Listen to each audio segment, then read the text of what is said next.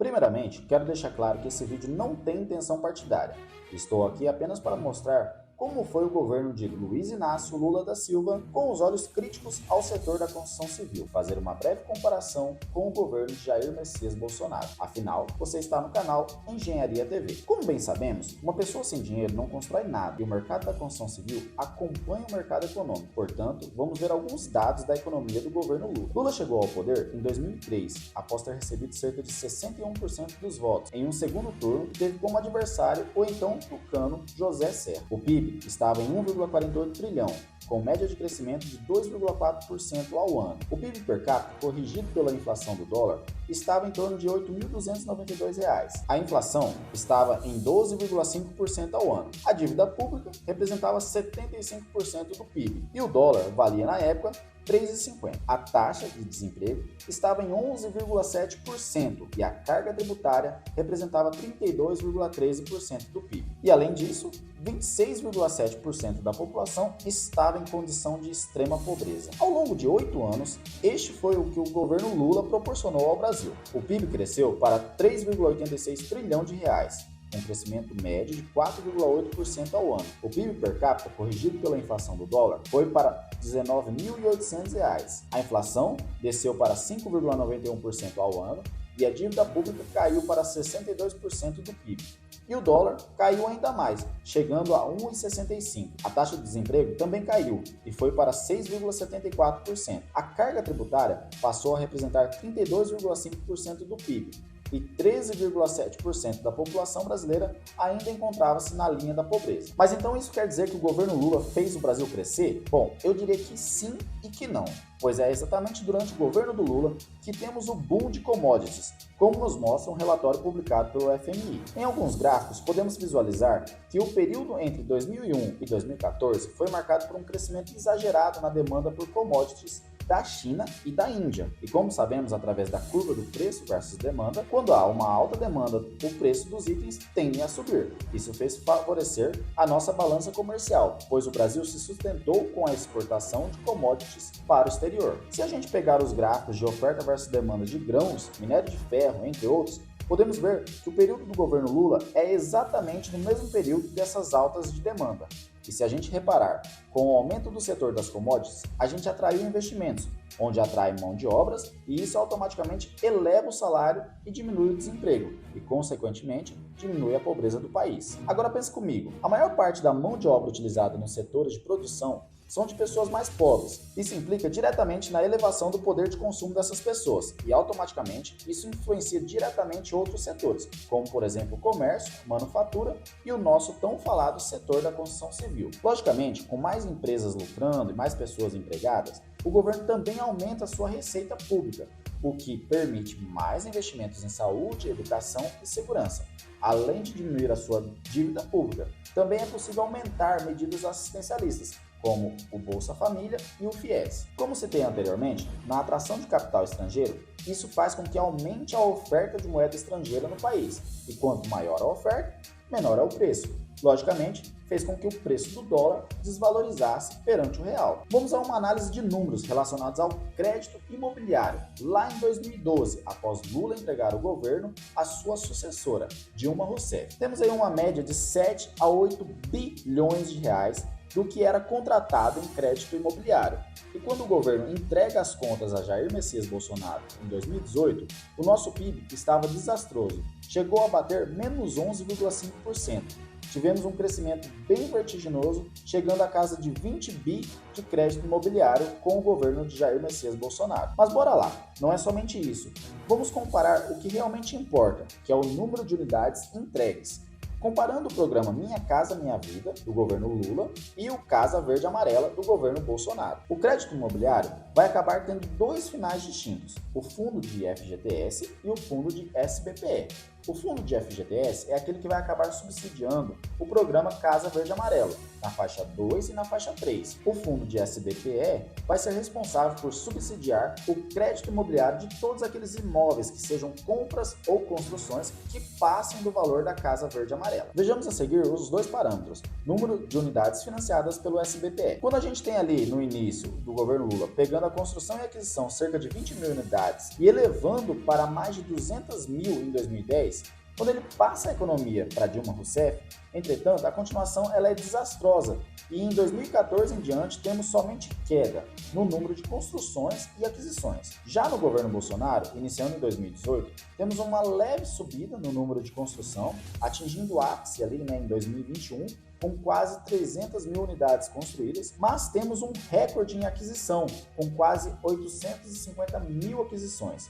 Mesmo em um cenário bem adverso, na qual tivemos aí a presença de uma pandemia e uma guerra que se iniciou durante esse período do governo, esse gráfico está um pouco desatualizado, pois neste ano de 2022 tivemos mais outro recorde histórico. O gráfico é de fevereiro de 2022 e não mostra completamente a quantidade de construções e aquisições que foram feitas neste ano. Agora vamos falar da diferença entre os programas Minha Casa Minha Vida e o Casa Verde Amarela. Vejamos os seguintes gráficos, que tratam de unidades contratadas e unidades entregues. O Lula saiu do poder ali em 2010, então tinha ali cerca de 100 mil unidades na faixa 3, 280 mil unidades na faixa 2 e 350 mil unidades na faixa 1. Fazendo um comparativo com o Bolsonaro, logicamente o Bolsonaro entregou mais unidades, só que temos que ser justos, pois Lula pegou apenas o início do programa Minha Casa Minha Vida. Foram apenas 2 anos. Quem realmente botou o programa para valer foi Dilma Rousseff. Mesmo que o final do governo dela tenha sido desastroso, ela foi a pessoa que alavancou o programa no país. Mas uma coisa muito curiosa que nós temos é essa comparação. Nós tivemos muitas unidades contratadas no Brasil durante o governo do PT, mas que não foram entregues. A gente também teve muito isso no governo Bolsonaro. Entretanto, podemos falar que o governo de direita já herdou um programa aí meio que falido. Essa é a realidade. E na tentativa de restaurar o programa, ele até tentou mudar o nome para Casa Verde Amarela. Na verdade, no período do governo Bolsonaro, a gente teve uma mudança no orçamento do governo.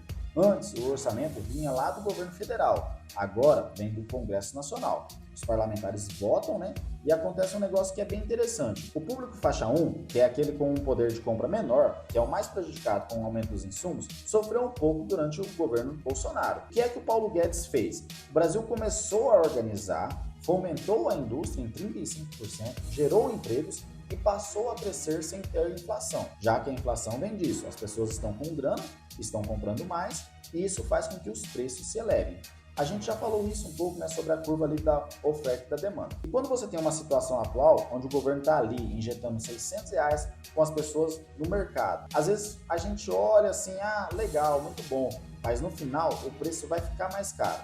O cimento fica mais caro, tudo fica mais caro, pois tem mais dinheiro rodando no mercado. E é exatamente isso que aconteceu. O governo mudou a lógica, o Congresso agora é quem aprova ali, o orçamento, que saiu inclusive de 675 milhões para 1,5 bilhão e agora os parlamentares têm o poder. Eles podem pedir, com as emendas de relator, chamado orçamento secreto, pedem ali uma grana para os seus estados e a grana para o seu subsídio. Quem mais vai ser beneficiado com isso, e como sempre é a lógica, essas pessoas que têm um poder de renda um pouco menor. Então, o pessoal aí da faixa 1 vai poder se cadastrar ali na prefeitura, comprar aqueles imóveis das incorporadoras que estão ali apresentando para o município um imóvel através de um financiamento 100%, ou seja, 80% do banco e 20% vindo ali desse subsídio do Congresso Nacional para estar ajudando ainda mais essas pessoas. E claro, quem gostou muito dessa ideia foram as construtoras, obviamente, e fez com que o mercado reagisse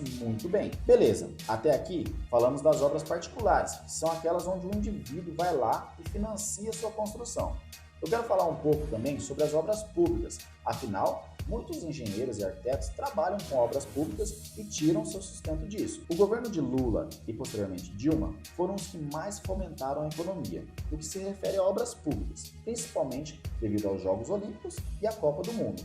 Entretanto, uma grande parte das obras foram superfaturadas e o que era bom tornou-se ali um elefante branco. E isso fez com que investimentos bilionários em obras públicas ficassem perdidos no tempo. Estima-se que o Brasil tenha hoje cerca de 14 mil obras paradas e juntas a dotação orçamentária para terminar essas obras exceda 400 bilhões de reais para serem concluídas. Lula afirmou o compromisso que em seu terceiro mandato pretende retomar os projetos. Abre aspas. Quando a gente estava na presidência, a gente inaugurou 13 mil obras do PAC, mas tem mais de 14 mil obras para serem recomeçadas, que ficaram paralisadas, disse o presidente eleito no último dia 10, em entrevista à Super Rádio Tupi, no Rio de Janeiro. A gente vai recuperar o financiamento para essas obras continuarem a gerar emprego.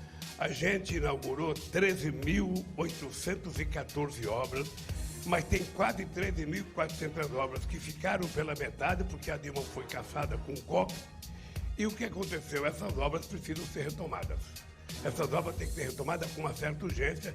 Como essas obras já tinham projeto, já tinham licença ambiental, é só a gente começar a tocar essas obras e acertar com os empresários que ganharam a licitação para fazer as obras, que os trabalhadores têm que ser contratados das comunidades onde essa obra vai ser feita, como nós fizemos em 2008, 2009, 2010, aqui no Rio de Janeiro. Portanto, temos aí um ponto positivo. É possível que essas obras retomem, mas é claro, cabe a toda a população ficar de olho, para que não aconteça como no passado, aí, os esquemas de corrupção e os superfaturamentos de obras. Quanto a isso, Bolsonaro deixou a desejar. O investimento em infraestrutura em seu governo foi o menor desde 1947. Isso acontece porque os investimentos são uma das poucas e pequenas partes do orçamento em que o governo tem flexibilidade para mexer. Cerca de 95% do total do orçamento é formado por gastos fixos e obrigatórios, como por exemplo previdência, salário de servidores, que crescem sozinhos e não podem ser enxugados